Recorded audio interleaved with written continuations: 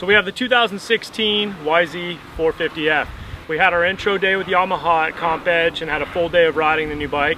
And now we've spent a full day at Zaka Station riding the bike. So far, the improvements they've made, we really like. This is a better bike than the 2015 YZ450, and it's better for the general masses. It's not necessarily better for the fastest pros, but those guys tweak on their bikes and make them the way they want them anyway. This bike is more rider friendly without losing power, and the suspension's better, more plush, and overall, it's a lot more fun to ride.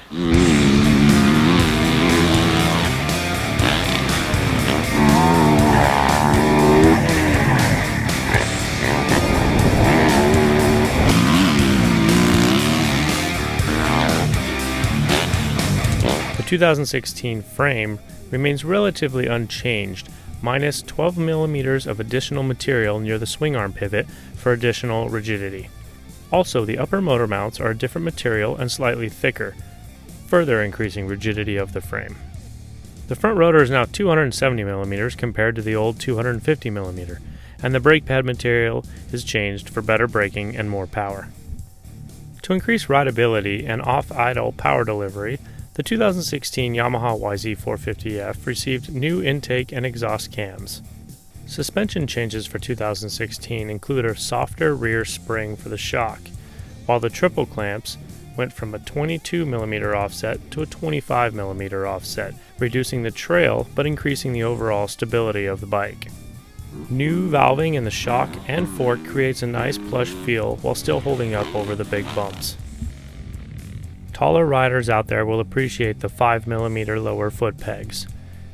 The mount is no different than before, but the actual foot peg itself is 5mm lower. So out on the track, the 2016 YZ450F definitely has smoother roll-on power. It hasn't lost any torque, it just rolls on really nice and builds into a very strong mid and top. Same power as last year's bike, it just gets there in a smoother way.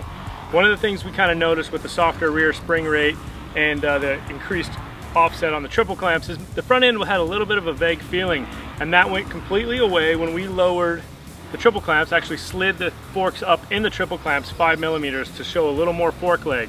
And that what that did is put a little more weight on the front. It actually made the bike feel more plush overall, keeping some weight on the front wheel. And all of a sudden it went from a little bit of a vague feeling to much more precise in the corners, much more predictable without losing any stability at all. Yamaha is excited to announce their version of launch control. It's an easy push-button system that helps riders launch off of concrete starts or hard surfaces.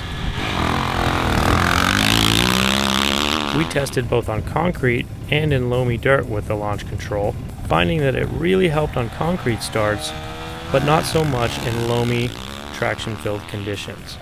Further testing will find out more, but for now we love it on concrete. So our day riding at Comp Edge, we had our 2015 YZ450F to compare back to back with the new bike. It's always a nice thing to be able to do because you notice the changes right away. And what we noticed with this 2016 YZ450 is that it didn't lose any torque off idle, but it definitely rolls on smoother and is just easier to carve through a corner, easier to go off the face of a jump, and you hit the mid and the top end, and the power is still all the same as the 15. It's just much more friendly getting there. You know, the list doesn't look crazy, changes on this bike, but all the stuff they did made a big difference, from the top motor mounts being a different material, to softer rear spring, to revalve front forks, to the offset triple clamps.